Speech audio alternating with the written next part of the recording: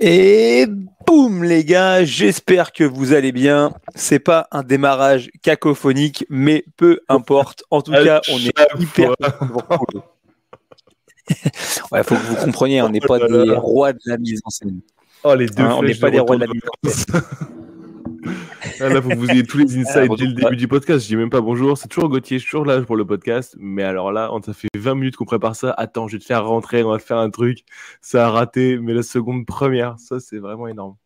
Content d'être là sur le podcast. Bonjour. Il n'y avait qu'un seul truc qui bougeait pas dans ce fucking podcast, c'était la phrase d'intro. Et il l'a envoyé en l'air. C'est incroyable. Bon, en tout cas, tout ça pour dire. On est pas obligé de le faire à chaque fois la phrase d'intro.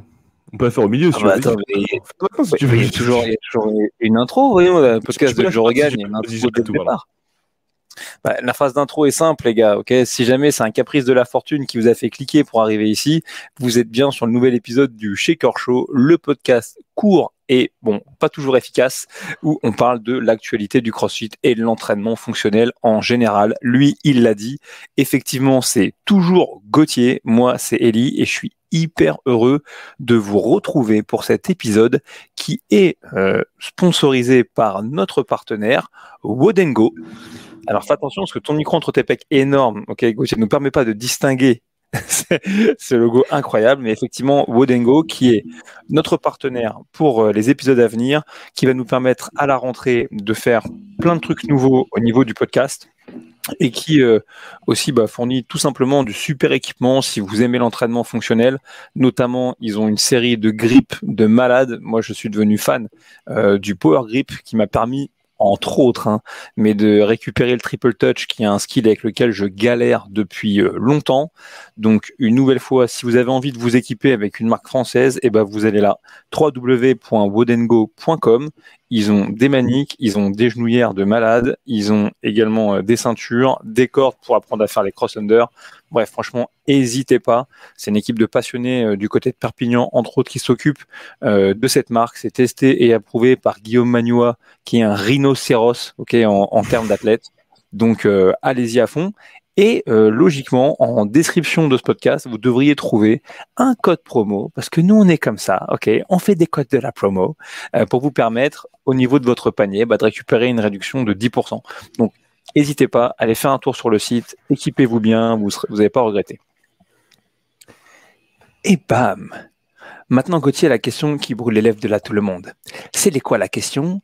La question, c'est lequel des deux est en vacances, lequel des deux est en vacances et lequel des deux est encore à Paris. Répondez selon le bronzage et selon la connexion Internet. Ma connexion Internet de là où je suis, elle n'a pas l'air mal. Pourquoi? Elle est douteuse de ton côté? Ça va encore. Franchement, ça frise un tout petit peu, mais ça reste vachement... Ça reste jol. Bon, écoute, tant mieux. Non, franchement, moi, je suis en Guyane à l'heure actuelle, en vacances. On aurait plus de budget, on aurait mis une musique de tropique, tu sais, la musique équatoriale. C'est le stage jungle. Et ne parle pas de quelque chose qui n'existe pas, voyons le budget.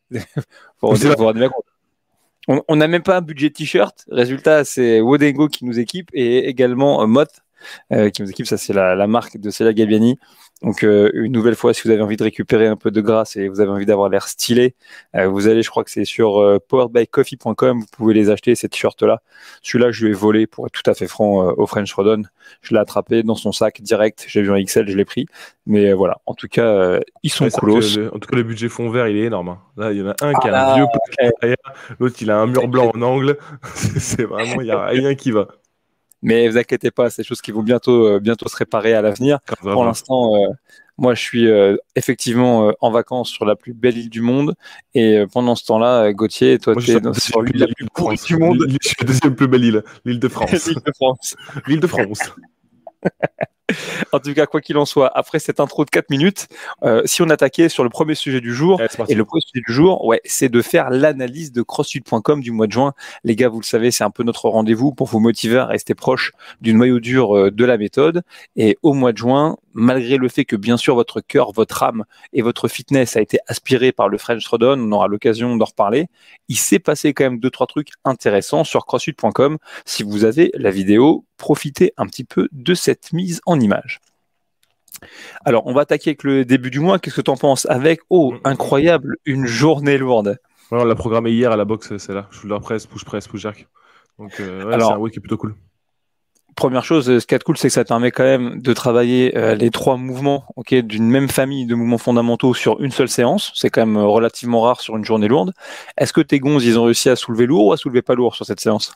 Ben, je veux te dire que ça dépend, parce que vu les mouvements qu'il y a, en vrai, c'est un peu variable. Mais en tout cas, les athlètes qui font ce truc-là, ils prennent conscience de certains trucs. Tu vois, il y en a qui sont forts et qui manquent un peu de coordination. Donc, dès qu'ils arrivent au push-jerk, qu'ils sentent qu'à un moment, il y a un caillou qui se met dans leurs chaussures, et ils n'arrivent pas à sauter ou à choper la bonne extension au bon moment, mais ils ont de la force. Il y en a d'autres qui ont un peu moins de force, mais qui sont peut-être plus flexibles. Donc, ça permet à chacun de savoir où est-ce qu'il en est sur ses mouvements de presse. Après, pour tout vous dire, quand vous voyez une séance un petit peu comme ça, avec un volume qui augmente, avec la complexité aussi du mouvement, vous attendez pas à vous rapprocher de vos 1RM, parce Oui, qu'une non, journée, c'est sûr. une journée lourde traditionnelle, c'est 25 répétitions maximum. Or là, les 25 répétitions, vous les avez d'ores et déjà dans le push-jerk.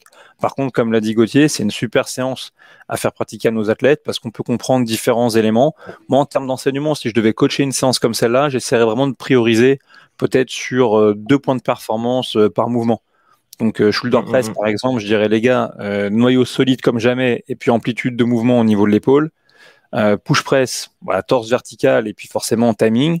Et puis push jerk, extension de hanche et timing à la réception. Et ça permettrait quand même, je pense, de donner un petit peu de matière à votre enseignement tout en ayant un petit peu de fun. Franchement, moi je la trouve cool cette séance. Quand on en parle de ce genre de truc des presses, là par exemple dans CrossFit Weightlifting, le push press c'est une des progressions du push jerk. Tu vois, on l'utilise sur les différents presses. On s'en sert juste pour parler de la verticalité du buste et de la trajectoire de barre et le fait de reculer le menton sur la phase montante. Et puis le push jerk, c'est un mouvement qui vient juste derrière. Donc, c'est que vu qu'il y a une continuité dans ces mouvements-là, c'est quand même un cours qui glisse plus ou moins sur la suite. Et bon, il faut bien que les athlètes déchargent les barres à chaque fois entre les séries et tout, mais sinon, c'est un truc qui roule tout seul quand même. Et en parlant de ça, tiens, de CrossFit Weightlifting, tu es toujours en internship pour rentrer dans le staff?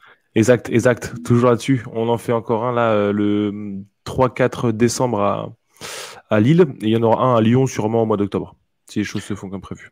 Ok, 3-4 décembre à Lille, tu dis, mais c'est dans quelle box? À CrossFit Airzai, à Croix. Ok, où est-ce qu'on peut avoir une chance de retrouver ces dates-là?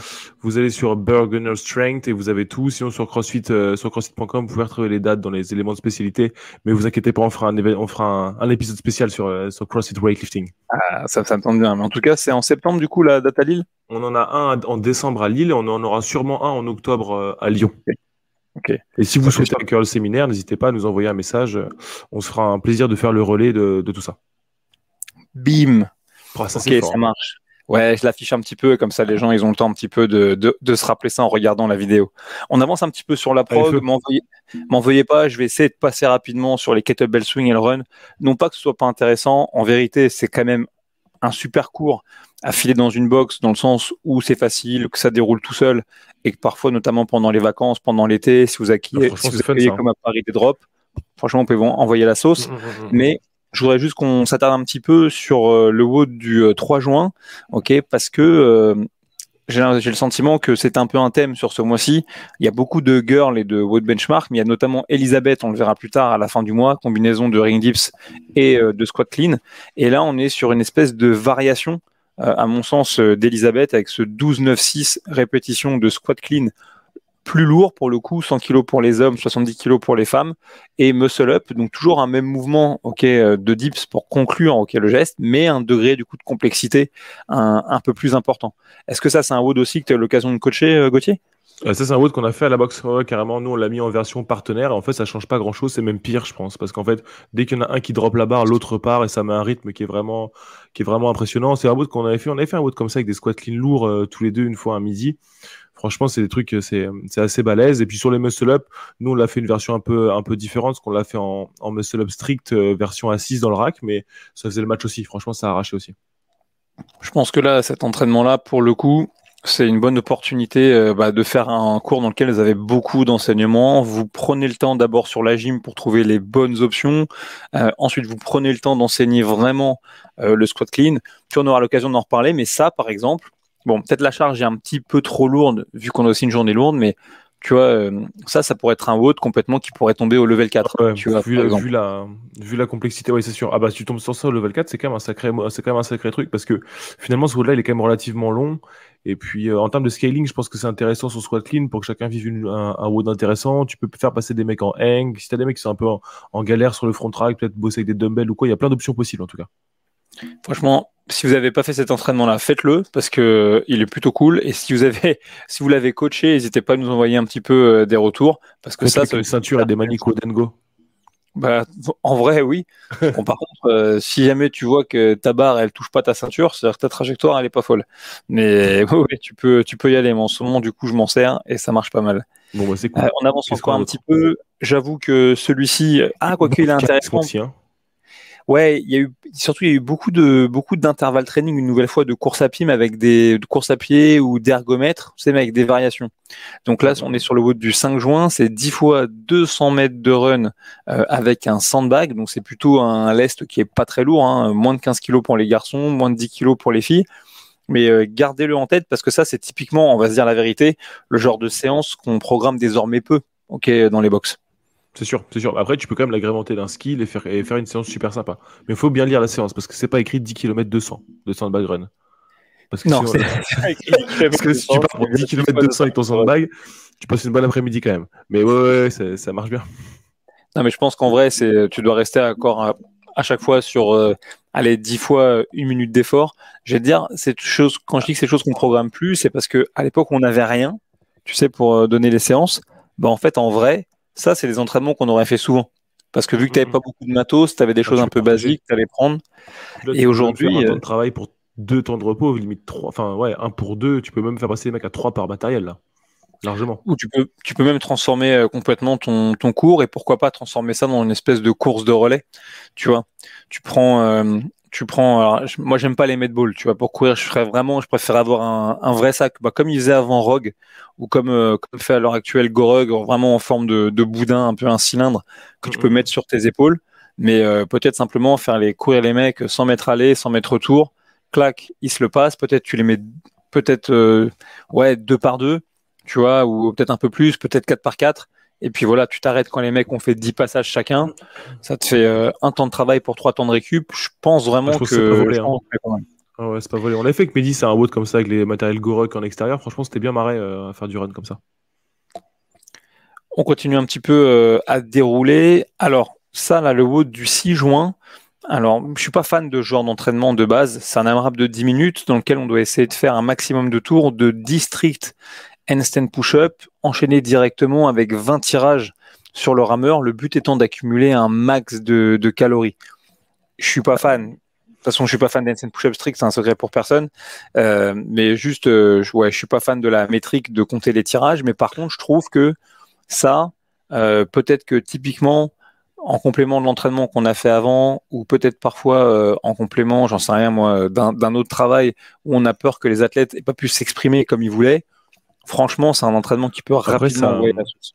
Ça change un peu la filière du rameur. Tu vois ce que je veux dire? Ça ressemble quasiment à un deadlift lourd, ce que tu es en train de faire. Parce que dès que tu tires, tu vas vraiment pour couper le rameur en deux. Et ça devient directement un effort qui est vachement plus sur le phosphocréatine que sur le glycolytique. Tu es obligé de couper le rameur à chaque fois.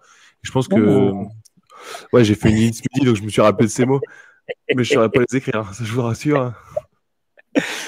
Ouais, c'est un truc c'est très musculaire. Tu vas vraiment le sentir dans les dorsaux, ce machin-là, et tu auras moins la sensation de faire du rameur comme on pourrait retrouver sur un WOD plus classique. Ouais, puis c'est aussi peut-être une bonne occasion de rappeler certains points de performance qui passent parfois à la trappe quand on enseigne. C'est-à-dire que si vous voulez être fort là-dessus, franchement, il va falloir transmettre les forces efficacement, donc il faut un dos droit. Si vous voulez être fort là-dessus, il va falloir utiliser tout votre corps, donc les talons, ils ont intérêt à pousser dans les supports pour recruter à fond la chaîne poste. Et puis si vous voulez aussi être fort là-dedans, les bras, il va falloir s'en servir, c'est sûr, mais au bon moment. Donc peut-être aussi une bonne opportunité de travailler le timing. Après, au niveau des handstand push-up, le volume, il est quand même challengeant. District handstand push-up. Donc tiens, c'est pas étonnant, mais quand on scrolle, tu vois, sur l'écran, on voit que l'une des premières options qui est proposée, c'est de réduire le volume. Moi, typiquement, tu vois, je serais au niveau intermédiaire. Ouais, c'est sûr. Ouais, c'est sûr. Parce que 20 poules, c'est un peu moins d'une minute, donc tu reviens super vite au stand push-up. Exactement. Et Ça, c'est un truc qu'il faut retenir aussi parce qu'on verra un autre entraînement un petit peu plus tard dans le numéro d'aujourd'hui qui est vraiment une grosse leçon d'humilité si jamais vous l'avez pas testé. Autre leçon d'humilité. Ah ouais, vous avez vu, celui-là, il a laissé des traces à Gauthier comme à moi. On a un trouble post-traumatique. Mais vraiment, pour moi, l'entraînement dont il faut se rappeler sur le mois de juin, c'est cet entraînement du 7. Ah, mais tu vois, ça fait longtemps que j'avais pas mis mon score sur CrossFit.com, je l'ai mis. Du coup, on m'a tagué pour dire qu'on m'a battu une seconde direct, à la seconde de derrière, quelqu'un m'a battu. C'est pareil logique. James Hobart, il a écrit LOL. Non, même pas besoin que ce soit James Hobart. Non, j'ai fait un score d'enfant de 8 ans. Mais franchement, je me suis vraiment bien baladé. Je pense que j'ai rajouté des shuttle runs dans le WOD parce que vraiment, j'ai fait que de me balader dans ce WOD. C'était vraiment dur. Bah, en tout cas, voilà, cet entraînement, c'est un AMRAP de 20 minutes, donc un peu comme un Cindy, avec 5 chest to bar pull-up au lieu de 10 pull-up, 10 ring dips au lieu de 5 pull-up, 10 ring dips au lieu de 10 push-up, et 15 overhead squats avec 43 kilos au lieu de simplement 15 air squats. Bon, moi j'avais mal au genou, je l'ai scalé, j'en ai fait que 10, mais c'est sans doute l'entraînement qui m'a le plus matraqué de tout ce mois-ci sur CrossFit.com. Et surtout, je sais que 2 ou 3 jours après, j'ai fait un entraînement dans lequel je avais quelques mouvements à faire au niveau des abdos et j'étais incapable d'enchaîner. Je crois que c'était des V-up que je devais faire au sol ou du moins très vite, j'étais à la peine. Je comprenais pas pourquoi. Mais c'est les overhead squats là. Parce que même si vous faites une dizaine de tours, vous commencez à taper 150 overhead squats à 40 kilos, ça commence à faire du volume et ça travaille la midline, un truc de fou. Ouais, carrément, le bas squat, tu peux pas jouer avec ce truc-là. C'est un truc que si ta position n'est pas parfaite, ça va être trop difficile comme mouvement pour maintenir sur 150 reps. Exactement. Donc s'il y a un entraînement, je dirais, sur CrossFit.com que vous devez tester, moi franchement, je vous recommande de tester celui-là. C'est celui qui m'a laissé le plus de... Je le vois, là, j'ai mal au ventre. C'est clair. Ah, moi, je me rappelle que c'était les ring dips qui m'avaient vraiment fait du mal. Mais oui, c'était vraiment un sacré entraînement. Mais encore une fois, tu vois, c'est un entraînement un peu comme celui avec les ring muscle up et les squats clean. C'est pas un entraînement où tu bouges vite. Non, tu peux, bizarrement, parce que tu vois le volume, on pourrait croire que, mais en fait, les 15 overhead squats, c'est vraiment un juge de paix. Les ring dips, la plupart des athlètes vont devoir les couper en deux rapidement. Il y a finalement que les chest to bar qui déroulent, mais ils font que te ramener trop tôt. Mais c'est vraiment ça, c'est quand tu sors du premier tour, dans les mêmes temps que Scott Ponchik, c'est qu'il va y avoir un problème dans tous les cas. C'est qu'il n'y aura pas de miracle sur 20 minutes. Si tu sors du premier en 1-12, tu te dis, ouais, c'est bon, c'est sûr, il va se passer. J'ai pas 15 tours dans le coffre, c'est sûr. Ça, c'est sûr et certain. On continue un petit peu, à progresser. Je vais m'arrêter sur le front squat, mais juste parce que je sais que c'est une séance que toi, tu as coaché, Gauthier, et que tu as dit qu'elle avait beaucoup plu. Oui, le format, il est intéressant en plus. Et ouais, ce qui était super cool dans cet entraînement-là, c'est que les athlètes étaient vraiment chauds pour monter. C'était ça qui était vraiment cool. Et puis, ils ont joué le jeu sur le retour. Ça, si tu joues le jeu sur le retour et que tu essaies vraiment juste de mettre 1 kilo de plus que ce que tu as fait à l'aller, franchement, ça envoie un peu la sauce. Ok, donc le format de cet entraînement, pour ceux qui n'ont pas la vidéo, c'est donc 10, 5, 3, podcasteur professionnel, 1, 3, 5, 10, ok, de front squat. Et donc toi, tu as réussi à faire en sorte que tes mecs, ils soient capables de tenter ils sont forcément pas de continuer à augmenter en charge, mais en tout cas, à essayer de prendre plus lourd pour chaque série du retour que ce qu'ils ont fait à l'aller. Ouais, c'est ce qu'on leur avait dit. C'était le but du jeu, pour vraiment qu'ils se challenge, qu'ils prennent la série 10, 5, 3 sur l'aller comme une sorte de fin de montée de charge pour se préparer à aller chercher les 3 reps lourdes, et que sur le retour, ils continuent de se challenger en cherchant lourd sur le retour. Et est-ce que tu as des gens du coup qui t'ont fait des trucs de fou en termes de grosses bagarres là sur la dernière série de 10 là pour la descente? Ouais, c'était raisonnable, mais effectivement une série 10 au front squat, c'est jamais de la poésie quoi, c'est toujours un truc, c'est toujours un peu balèze quoi. Donc Et donc du coup, si jamais quand toi t'étais coach, parce que j'imagine que les mécaniques de mouvement sur toute la phase où c'est descendu en rep et où c'est monté, c'est resté bon, je le souhaite le plus correct possible, mais du coup toi t'as vu quoi comme faute récurrente? Peut-être être davantage prononcé sur la phase du retour chez les athlètes que tu coachais? Bah, tu sais, tous les grands classiques du front squat, t'as toujours les coudes qui baissent, la position du haut du dos qui va quand même tendre à s'arrondir un petit peu. Sur les positions basses, t'as rarement enfin, en tout cas, moi, sur des reps lourdes, j'ai rarement de problème sur tout ce qui va être talon, genou ou quoi, c'est plus ou moins ça reste géré sur des reps lourdes. Mais par contre, franchement, le haut du corps, c'est le premier truc qui va bouger. Et puis, c'est en tant que coach, il faut être hyper vigilant. Quand vous voyez un changement de position de la colonne, sur la descente comme sur la montée, franchement, il n'y a pas de bonne consigne quand c'est lourd. C'est drop. Il n'y a pas d'histoire de lève tes coudes quand on est sur un 3RM. Hein. Ok, mais donc ça, c'est aussi un point qui est important parce que si vous écoutez ça et que vous coachez, vous avez envie de tester cette séance, il y a quand même une nouvelle fois un gros volume pour une journée lourde, dans le sens où vous avez 2 séries de 10 et vous allez avoir de la fatigue accumulée. Donc, ne pensez pas que ce que vous allez voir comme qualité de mouvement sur la phase montante est nécessairement ce que vous allez conserver sur la fin avec la fatigue qui arrive.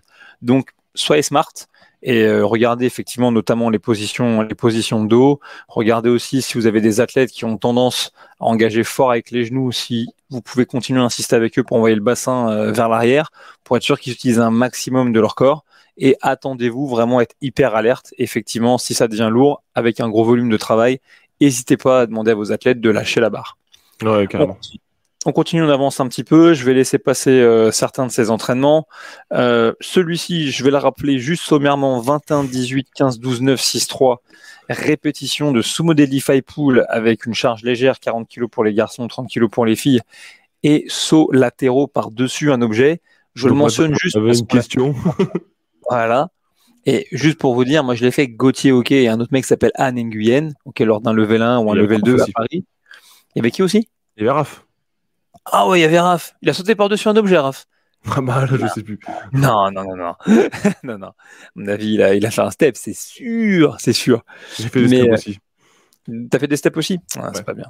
Mais quoi qu'il en soit, juste pour vous dire, cet entraînement-là, bon, déjà, il a tout le format qu'il faut pour aller vers l'intensité. C'est un WOD qui se faisait rapidement. Je crois que toi et Anne, on a mis moins de 8. Ouais, c'était le lendemain du chest to bar ring dips. Oui, on devait être bien, on devait être frais. Moi, de mémoire, j'ai mis moins de 10. Et puis, Raph, vu qu'il avait bien adapté, il était à peu près dans ces temps-là. Ouais, mais c'est juste, faites gaffe à la formulation quand c'est marqué lateral jump par-dessus un objet, peu importe sa taille. Nous, on a fait box jump over. Mais en fait, moi, j'avais pas lu le WOD sur CrossFit.com. Maintenant, en le lisant, je me dis que j'aurais préféré vraiment chercher à sauter par-dessus un obstacle, que ce soit une box, que ce soit autre chose, juste pour mettre un petit peu de variance. C'est-à-dire que c'est bien les box jump, c'est bien les box jump over, mais c'est une bonne opportunité parce que je peux dire n'importe quoi, mais tu sais, peut-être qu'il y a des mecs, c'est des anciens de l'athlète, ils vont réussir à te bricoler des haies. Et que est-ce qu'avec des form rollers et un PVC posé dessus, tu peux pas faire une haie, un truc comme ça? Je pense que tu peux, et peut-être que tu sais, genre c'est bête, mais peut-être que tu peux aussi en profiter pour faire un truc marrant, genre sauter en ciseaux, tu vois, genre de truc. En Fuzzberry 21. Ça, c'est... Alizé, si tu nous écoutes, peut-être tu peux faire du Fuzzberry sur un truc qui fait 40 cm de haut, mais en attendant, tu vois, juste en profiter pour faire un truc qui change un petit peu de l'ordinaire, et puis aussi ça peut amener à de l'éducation pour vous si vous êtes entraîneur. Vous avez peut-être de la chance de côtoyer des gens qui viennent un petit peu de l'athlète, puis qui peuvent vous donner tout bêtement la technique. Je veux dire, c'est pas que pour les cours de PS des années 90, ce genre de technique, et en vrai, ça peut être amusant pour les athlètes, plus que de répéter une énième fois un mouvement qu'ils ont l'occasion de faire. C'est ce qui s'est passé, c'est que j'avais mes œillères de crossfitter, j'ai vu 24 inch, 20 inch, ah bah c'est une box, et j'ai foncé. C'est aussi bête que ça. Alors que tu vois, moi je connais des meufs, elles ont lu cette information, tu vois. Bref. Continuons. Ah, ça tu l'as fait toi. Hein? Ça, tu l'as fait ce truc-là. L'entraînement d'après? Ouais, je l'ai fait, et en toute franchise, c'était pas une grande réussite. Sans box step-up, sans push-up et 10 squat snatch, avec pour but, au-delà des charges, de faire le squat snatch à 70% de son 1RM. En vrai, il faudrait que je le refasse. Cet entraînement-là, je pense qu'il est pas inintéressant dans le sens où il vous permet de tenter d'accumuler un volume de travail avec une charge intermédiaire lourde sur un mouvement qui est complexe après de la pré-fatigue. Et notamment, on sait, les push-ups, comme ça peut être un mouvement qui peut être en interférence avec l'ouverture nécessaire pour le snatch. Mais véritablement, moi, cet entraînement-là, je l'ai complètement planté. Je pense que nerveusement parlant, j'étais vraiment grillé. Le snatch, c'est toujours un mouvement qui me challenge. Donc en vrai, il faudrait que je le refasse. Le rendez-vous est pris, on le fait samedi. Ok, vas-y. Non, parce qu'on va travailler à Louvre 3. Donc, ça changera pas grand-chose. Tu comptes faire de 185 livres. Hein. Non, mais c'est quand même plaisant de pouvoir lâcher une barre. Faut dire quand même ce qui est au-dessus de sa tête. Moi, en tout cas, moi, je trouve ça cool. Mais par contre, puisqu'on parle du snatch, aussi étrange que ça puisse paraître, si vous avez un peu de mal avec ce mouvement, notamment au niveau des épaules, depuis la vidéo que j'ai tournée avec Guillaume Manua et l'échauffement qu'on a fait ensemble, je saurais que trop vous recommander, si vous avez un petit peu ces skills, de vous mettre en inversion ou de marcher un petit peu sur les mains. Tu vois, lui, c'est un tips qu'il m'a donné, parce que lui aussi, il est costaud et puis il est pas toujours très ouvert au niveau des épaules. Et donc, il m'a dit, moi, quand je commence, hop, je fais un peu de marche sur les mains. Rien du tout, hein, c'est 2-3 mètres, quelques air squats. On avait fait quelques toes to bar, on avait fait 5-6 tours de ça. Donc c'est d'imaginer 3 mètres de marche sur les mains, allez disons 5 air squats et 7 toast to bar, voilà 6 tours, mais tranquille en gigotant. Et bah franchement, ça m'a mobilisé de fou. Et du coup, sur le snatch, bah très rapidement, même si la vidéo est très moche, du moins je me suis senti un petit peu à l'aise. Donc pour tous les mecs un peu coincés du haut des épaules, je vous recommande, si vous savez marcher sur les mains, c'est bien. Moi, si j'en rajoutais un, moi, c'est ce que je fais, c'est que je fais du pull-over à la dumbbell avant le snatch ou avant le jerk. Ok. Ça en mode ouais, ça m'ouvre toute la cage thoracique. Franchement, ça me fait un bien fou avant de faire des mouvements comme ça. Et ça peut aider aussi. Cool. Voilà. On continue à avancer. Celui-ci, on va pas le détailler, mais retenez qu'au 14 juin, sur CrossFit.com, ils ont publié tout un protocole de test qui est utilisé par l'armée américaine pour évaluer un petit peu leurs futurs soldats, et que c'est pas anodin. Si vous suivez l'actualité de CrossFit.com, vous savez peut-être que CrossFit a signé récemment un accord avec l'armée américaine dans lequel ils commencent à exposer de manière véritablement officielle, parce qu'ils n'ont pas attendu... Ils n'ont pas attendu les soldats américains que ça devienne officiel pour s'entraîner en utilisant la méthodologie CrossFit, mais ils exposent des soldats américains à la méthode, notamment au travers de cours pour leur apprendre les fondamentaux de la méthodologie qui durent une journée. Donc ils en donnent aux États-Unis. J'ai entendu dire qu'ils allaient en donner bientôt sur des bases américaines en Europe, notamment à Varsovie. Et quoi qu'il en soit, dans les critères de cet accord, sans rentrer dans les détails, je sais que l'un des projets de CrossFit, c'est du coup de faire passer ces tests à ces soldats, de les exposer à la méthodologie, de leur refaire passer les tests à nouveau pour montrer comment la méthodologie CrossFit, notre méthode de préparation physique générale, permet véritablement aussi de faire dans cet exemple-là des soldats plus en forme. Mais donc du coup, je trouve que c'est un truc aussi un peu rigolo à faire, notamment si peut-être vous êtes policier, soldat, pompier, vous n'êtes pas forcément inscrit dans une box. Ça peut être rigolo de faire ces tests qui comprennent du deadlift, des push-ups, du lancer, de la planche. Et puis pourquoi pas... de matériel, c'est jouable. Ouais, franchement, il faut pas grand-chose. Je pense que tu rassembles les copains au régiment, c'est un truc que tu vas pouvoir faire, à mon avis, ça. Exactement. Même face à un mec qui est pas forcément un vrai athlète de CrossFit, tu vois, qui fait pas un double under et qui en a rien à se couper des butterfly pull-up, pardon. Ok. Tac. On avance un peu. Encore un petit peu de travail d'intervalle. Ok. Donc, on a vu les 200 mètres. Là, cette fois-ci, c'est un autre travail d'intervalle sur 18 minutes, mais avec des séquences de travail et des séquences de récupération au bike et au burpee. Voilà. C'est toujours, franchement, c'est beaucoup de séances qu'on esquive, alors qu'en fait, c'est un super conditioning, c'est fun à donner. Vu qu'on alterne entre des séquences au vélo et des séquences de burpee, il n'y a pas forcément besoin d'avoir un matériel de ouf. Et puis une nouvelle fois, si jamais vous n'avez pas de vélo, les mecs, vous les faites courir, vous leur faites faire des... Tu peux toujours faire un peu des choses. Moi, je l'ai fait sur un comment on appelle ça, un tapis d'hôtel, là, un tapis de course d'hôtel. Tu l'as fait sur un tapis, parce que moi j'ai un pote qui s'appelle Thomas Tapti, donc si tu... J'ai fait ça un tapis, ouais. Non, je l'ai fait sur le tapis de l'hôtel, là, donc ça marche. Faut juste rester appuyé, sur les 20 secondes, il faut juste rester appuyé super fort d'un coup. Tu m'étonnes. Tac. On avance encore un petit peu. Celui-ci, Hope for Refugees, si jamais vous suivez WIS Affiliate, c'est un entraînement qu'on vous aura programmé sur la semaine dernière, si je dis pas de bêtises. C'est juste, retenez ça. Bon, déjà, Hope for Refugees, c'est déjà l'un des symboles, s'il en était encore besoin, de démontrer que ici et là, quand même, CrossFit reste investi sur des projets à petite ou à moyenne échelle d'aide pour des bonnes causes. Moi, je me rappelle en 2012, on avait fait une compétition, pas une compétition, mais des WOD au sein de la boxe pour aider à construire des stations d'arrivée d'eau, etc., pour des villages au Kenya, etc., à l'époque. Et il me semble qu'on avait gagné un rameur, parce qu'on avait eu le plus de personnes inscrites dans le challenge. Donc, une nouvelle fois, voilà, n'hésitez pas à faire cet entraînement-là. C'est le format d'un Fight Gone Bad, donc ça marche toujours excessivement bien. Vous pouvez y aller les yeux fermés, vous regretterez pas. Puis les strict burpees, c'est toujours un bon choix. Oui, c'est une bonne excuse pour faire des push-ups. Exactement. Okay. Je passe sur cet entraînement. Randy, juste notez-le, parce que une nouvelle fois, pour voir si vous progressez en CrossFit, il faut manger des benchmarks. Et ça, c'en est un, donc c'est pas un hasard s'il est présent dans la prog. Vous devriez pas passer à côté si vous l'avez jamais fait. 75 power snatch à faire le plus vite possible avec la technique la plus dégueulasse possible, malheureusement.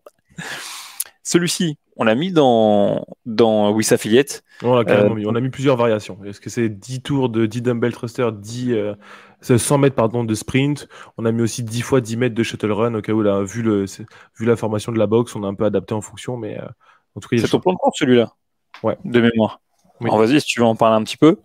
Non, mais juste, voilà, c'était 100 mètres de course. On sait que c'est quand même pas un truc qui est vraiment facile à mettre en place quand on est dans une salle. Parce que des fois, 100 mètres, on se retrouve juste dans l'accueil de la salle et on sort juste d'un tout petit bout du pâté de maison. Donc en shuttle run, c'est jouable aussi. Mais en tout cas, ça va être un sacré entraînement parce qu'on voit que c'est des dumbbells qui sont plus légères que celles qu'on pourrait avoir l'habitude d'utiliser. Et c'est un boîte qui, à mon avis, va envoyer plutôt la sauce. Je pense que c'est un truc qui devrait se faire en moins d'une 30 par tour, ça c'est sûr.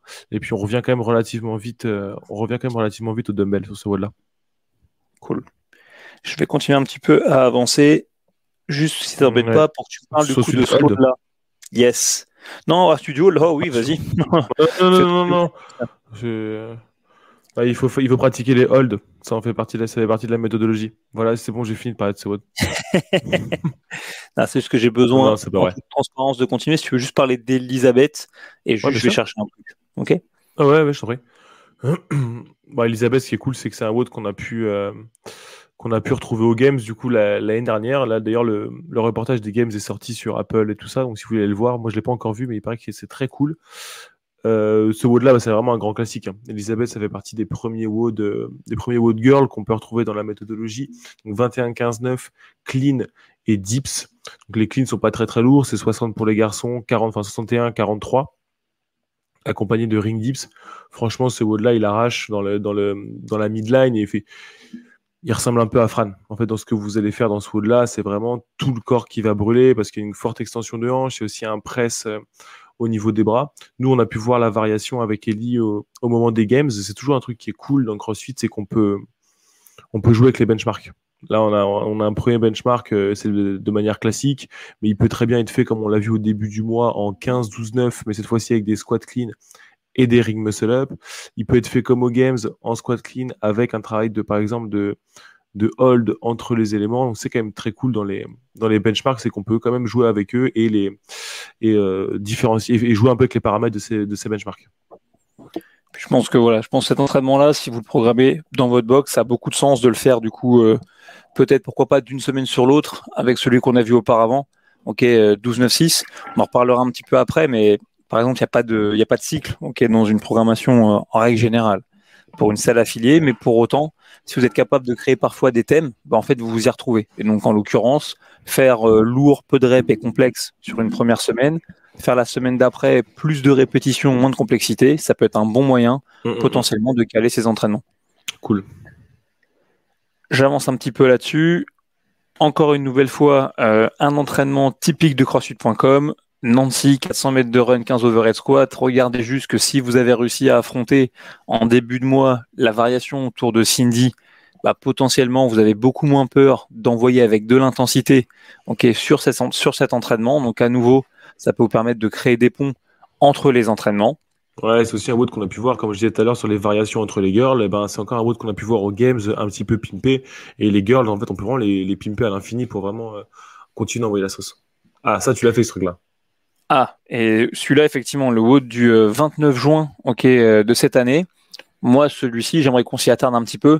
C'est simple quand on lit comme ça. C'est un AMRAP de 7 minutes composé de 20 dumbbell push press avec un poids qui est le poids de l'open. Donc 22,5 kg par dumbbell pour les garçons, 15 kg environ par dumbbell pour les filles, enchaîné avec 40 double under. Et moi, je voulais m'arrêter un petit peu sur cet entraînement parce que c'est le type de WOD qui sert exactement à faire ce qu'on appelle un bon ego check. C'est-à-dire que tu lis cet entraînement, tu regardes un petit peu de travers, tu dis ok, franchement, ça va pas durer longtemps, je vais l'éclater, ça va être facile. Et puis tu oublies un petit peu que 20 dumbbell push press avec le poids de l'open, c'est fucking lourd. Et tu te prends une gifle incommensurable dès le tour numéro 2, voire le tour 3. C'est vraiment t'es un monstre avec les épaules. Et donc une nouvelle fois, cet entraînement-là, moi je vous recommande de le tester. C'est rare que je recommande de faire des séances en 2 temps. Mais peut-être une nouvelle fois, si vous avez fait une journée lourde, très bas du corps, ou si vous avez fait peut-être quelque chose de particulièrement technique, vous avez mis en place du skill, dans votre séance, peut-être pourquoi pas l'entraînement peut-être pas avec les hauls parce qu'on est beaucoup en inversion, mais en tout cas n'importe quel type de WOD dans lequel il y avait une composante technique qui potentiellement pouvait frustrer ou ralentir un peu l'athlète, donner l'opportunité de se faire un finisher avec ça peut être une bonne idée. Et moi, j'ai fait cet entraînement-là. Du coup, j'étais à Lyon, à Pierre-Bénite, de mémoire, avec Pierre et Raph. Et en fait, ça m'a déglingué les triceps. Hein. J'ai eu des courbatures pendant 3-4 jours. Et c'est malgré tout rare que ça m'arrive. Donc vraiment, c'est un entraînement qui est très efficace et qui rappelle vraiment, véritablement que on a beau se croire très en forme, il suffit d'un entraînement bien constitué pour que nos faiblesses soient véritablement exposées rapidement. Ouais, CrossFit, ils en distillent quand même une fois de temps en temps des WOD comme ça. Des WOD qui sont... ça rappelle un peu le sumo deadlift type pull push jerk, je crois. C'était pareil, un AMRAP de 6 ou de 7 minutes. Et la charge était super lourde aussi. C'était 60 kilos pour les 2 mouvements. Et en fait, c'est des WOD qui sont... On pourrait, sur le papier, on pourrait même dire qu'ils sont mal construits. Tu vois ce que je veux dire? Genre, il y a trop de reps, c'est trop lourd. Et tu récupères pas assez sur les double under. Si tu voulais le rendre un peu élégant, soit au-delà, soit tu baissais un peu le nombre de reps de push press, soit tu mettais une charge vraiment légère, et là tout le monde aurait bougé, tout le monde aurait fait un truc intéressant. Et là en fait, je pense qu'il est écrit pour vous dire à tout le monde, ok, là c'est un mur qu'on veut que vous preniez, il n'y a pas d'histoire, tu vois, c'est un truc un peu brutal. Donc il y en a quand même certains de temps en temps qui sont là pour faire un ego check un peu. De toute façon, une nouvelle fois, hein, tu fais le test, mais dis-toi juste, moi par exemple, je crois que j'ai fait entre 4 et 5 tours. Admettons 5 tours. Admettons, je t'avance dans le dos, tu fais 5 tours, ça fait 100 reps. Fais 100 beaux dumbbell push press, tu vois, avec 22,5 kg et regarde le temps qui te reste, tu vois, et peut-être essaye d'enchaîner pour rigoler un max de double under sur le temps restant. Tu vois, juste pour voir à quoi ça ressemble.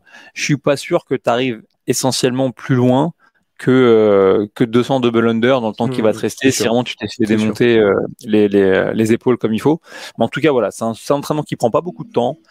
Si vous avez envie un peu des fois faire redescendre un petit peu les athlètes que vous coachez pour dire bon les gars, on progresse mais on n'y est pas encore, c'est un très très bon exercice. Et si vous êtes capable de faire un tour à la minute de ça, franchement, n'hésitez pas à poster une vidéo, vous allez devenir une star parce que vraiment c'est solide.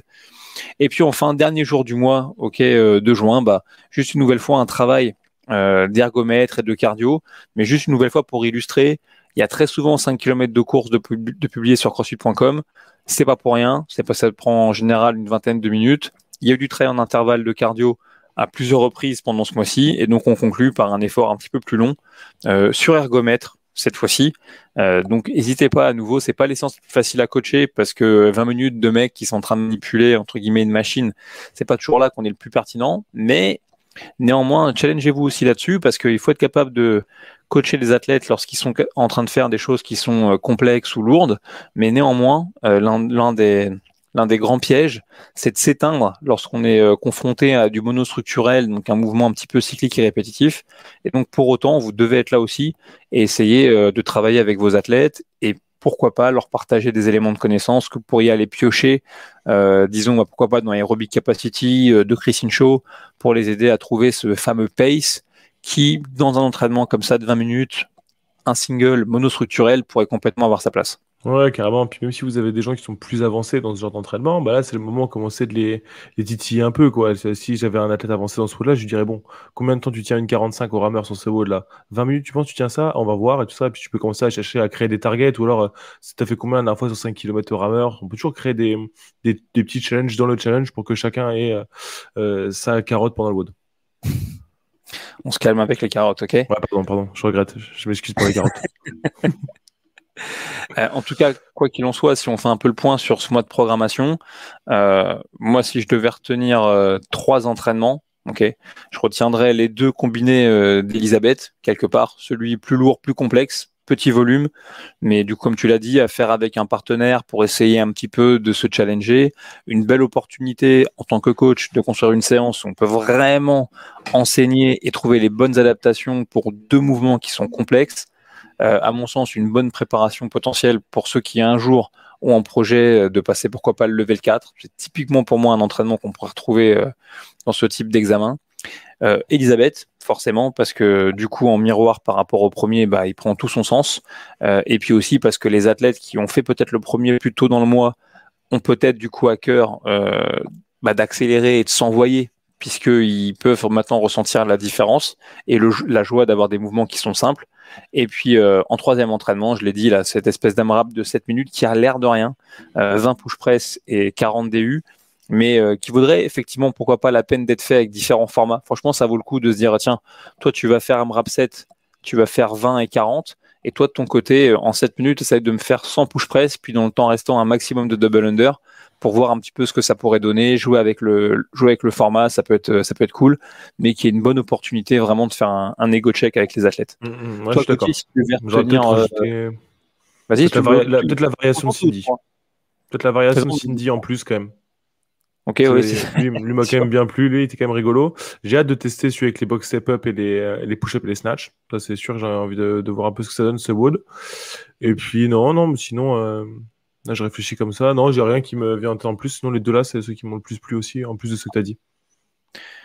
Peut-être que celui avec les sandbags, là, les 10 sprints de 200 mètres avec sandbag organisé sous la forme d'un relais. Ah ouais, peut-être celui avec les thrusters. Par exemple, si je parle celui de thruster run là, celui doit quand même dégager les bronches un peu.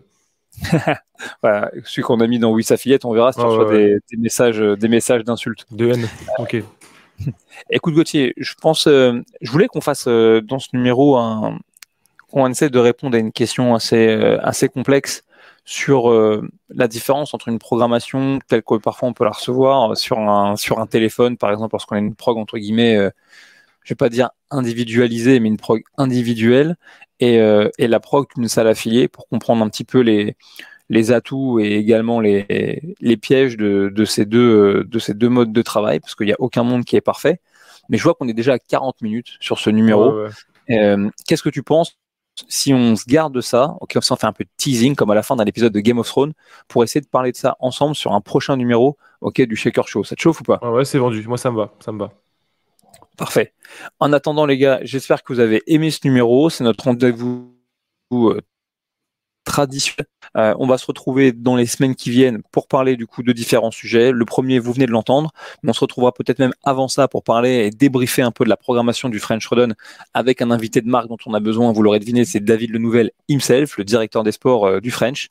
En attendant que vous soyez coach, que vous soyez athlète, que vous ayez la chance de vous entraîner dans une salle de CrossFit affiliée ou que vous ayez pas d'autre choix que de vous entraîner de manière autonome, oubliez pas, vraiment ce qui est programmé sur crossfit.com, c'est l'expression la plus pure de ce qu'on pourrait retrouver dans la méthode. C'est 10 ans d'histoire qu'il y a derrière ce qui est publié sur .com. Donc, pour comprendre le CrossFit, bien sûr, il faut s'éduquer dessus et il faut le pratiquer, mais aussi manger ses entraînements à la recherche d'une haute intensité, c'est vraiment ce qui va vous aider à avancer. Donc, allez-y, jouez avec, partagez-nous vos impressions sur les réseaux, par message privé, etc. On se fera un grand plaisir de faire preuve de compassion à votre égard pendant un temps égal à 4 secondes. Et une nouvelle fois, pour clôturer cet épisode, on tient à remercier une nouvelle fois Wodengo. Allez sur leur site internet www.wodengo.com. Ils équipent Gauthier en t-shirt, mais ils ont aussi des maniques de malade. Et puis une nouvelle fois, dans la description de ce podcast, vous trouverez le code qui vous permettra d'avoir 10% de réduction sur vos prochains achats. Donc voilà, une nouvelle fois, merci de votre fidélité. Passez de bonnes vacances si vous avez la chance d'y être. Nous, on se dit à tout bientôt. Ciao les gars.